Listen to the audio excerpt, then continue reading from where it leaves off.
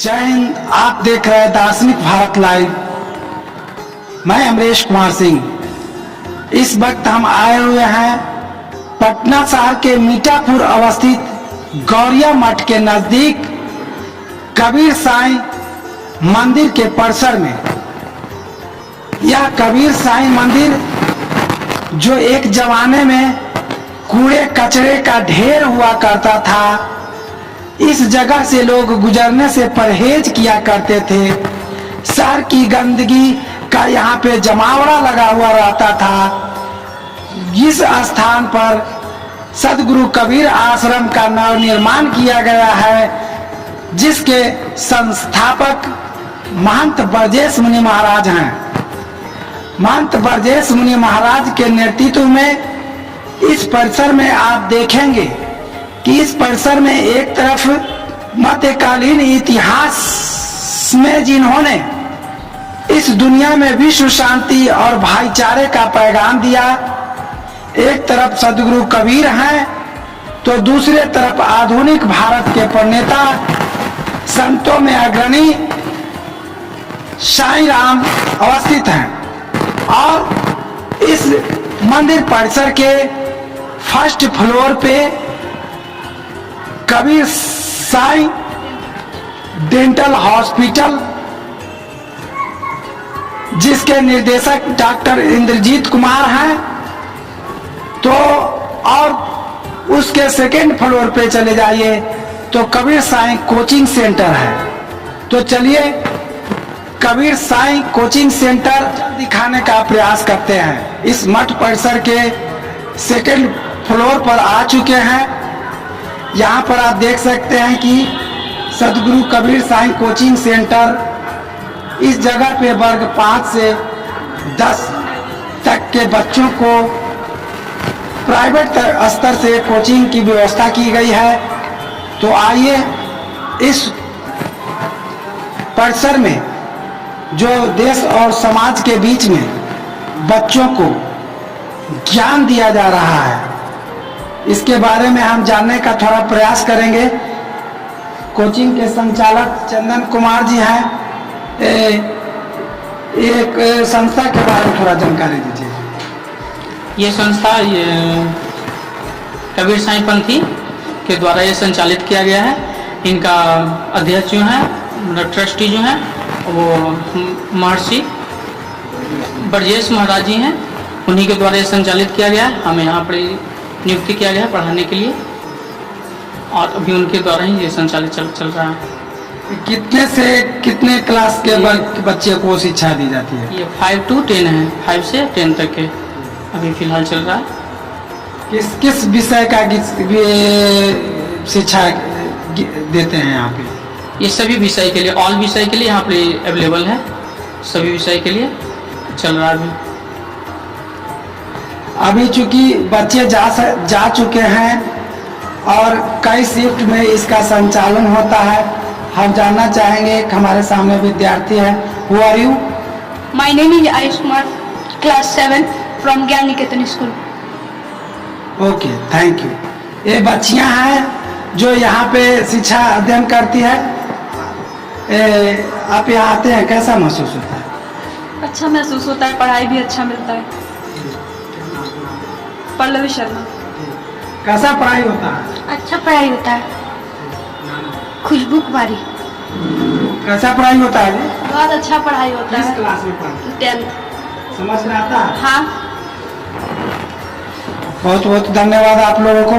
तो आपने देखा कि एक छोटी सी परिसर में जो कचरे के ढेर में तब्दील था, आज के समय में यहाँ पे पूजा पाठ से लेकर के चिकित्सा व्यवस्था से लेकर के शिक्षण व्यवस्था तक लोगों को कल्याणकारी कार्यों के माध्यम से जोड़ने का प्रयास किया जा रहा है। अभी आपने ऊपर में कबीर साईं मंदिर, कबीर पंथी सदगुरु आश्रम के परिसर में सेकेंड फ्लोर पे कबीर साईं कोचिंग सेंटर को देखा, और इस मंदिर परिसर में जो एक तरफ मध्यकालीन इतिहास में संत सिरोताज के रूप में जाने जाने वाले सदगुरु कबीर साहब की प्रतिमा है, वहीं दूसरे तरफ आधुनिक इतिहास में जिनका नाम अग्रणी है, कबीर साईं राम के नाम से जाने जाते हैं, शिरडी के साईं बाबा के नाम से जाने जाते हैं।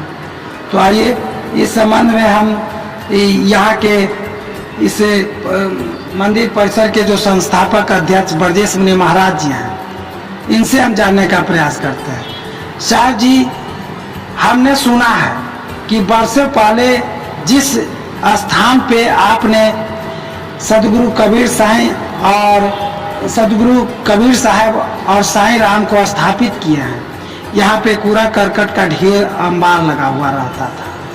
तो आखिर आपके अंदर इस जगह को इस भव्य स्वरूप में विकसित करने की सोच कहाँ से आई? देखिए, पहले तो मैं दार्शनिक भारत लाइव जो आप चैनल चलाते हैं, बहुत बहुत धन्यवाद आपको देता हूँ। अमरेश कुमार महात्मा जी, ये कबीर साईं मंदिर नाम मैंने रखा है। इसका नाम है कबीर पंथी आश्रम मीठापुर। आज से 600 वर्ष पहले सदगुरु कबीर साहब इस धारा धाम पर आए थे, 600 वर्ष पहले, और उन्होंने पूरे मानव समाज को एक सूत्र में बांधने का काम किया बानी वचन से। और 600 वर्ष पहले सदगुरु कबीर साहब ने अपने साकी में कहा, साईं इतना दीजिए जामे कुटुंब समाए, मैं भी भूखा ना रहूं साधु न भूखा जाए। कितनी बड़ी उदार और विशालता की बात उन्होंने किया, संतुष्टि की बात किया। उस समय साईं का नाम लिए। साईं बाबा अभी 100 वर्ष हुआ है इनका, महाराष्ट्र की शिरडी में हुए हैं, लेकिन 600 वर्ष पहले सदगुरु कबीर साहब ने साईं बाबा का नाम लिया। साईं इतना दीजिए। साईं मतलब कोई व्यक्ति नहीं होता है, परमात्मा, एक अल्लाह राम करीमा केसम हरि हजरत नाम धराया। तो इसलिए सब में है सब घट मेरो साइया। कबीर साहब उस समय भी कहे थे, सब घट मेरो साइया सुनी सेज न कोय, बलिहारी वह घट का जागट प्रगट होए। तो कोई नया नाम मैं नहीं दिया हूँ, तो ये प्रेरणा सदगुरु कबीर साहब का ही है। और यह स्थान जो है, आज से 30 वर्ष पहले यहाँ पर एक महात्मा आते थे दीपन दास करके, वो मूल गादी काशी के बिचौड़ा से जुड़ा हुआ, लेकिन यहाँ भूमाफियाओं लोगों ने कब्जा कर लिया, महात्मा को भी न पता कर दिया, अभी तक पता नहीं चला। फिर वो बात का विषय है, लेकिन मैंने इस जगह को प्रेरणा काशी के बिचौड़ा मूल गादी का जो आचार्य महंत विवेक दास जी है, उनके नाम से जमीन था, तो उन्होंने मेरे को नाम किया।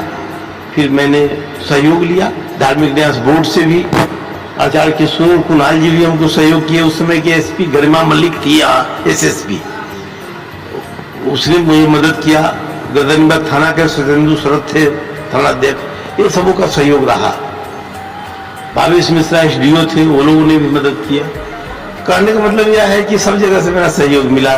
स्थानीय जनता का भी धन्यवाद दीजिए, विशेषकर की माताएं बहनें जो आज सप्ताह में 2-2 दिन सत्संग होता है, गुरुवार शनिवार को सत्संग भजन कीर्तन का। यहाँ कोई भेदभाव नहीं है, सब कोई आवे जावे। नदिया एक घाट बहुत तेरे, कहे कभी समझ का पीड़े।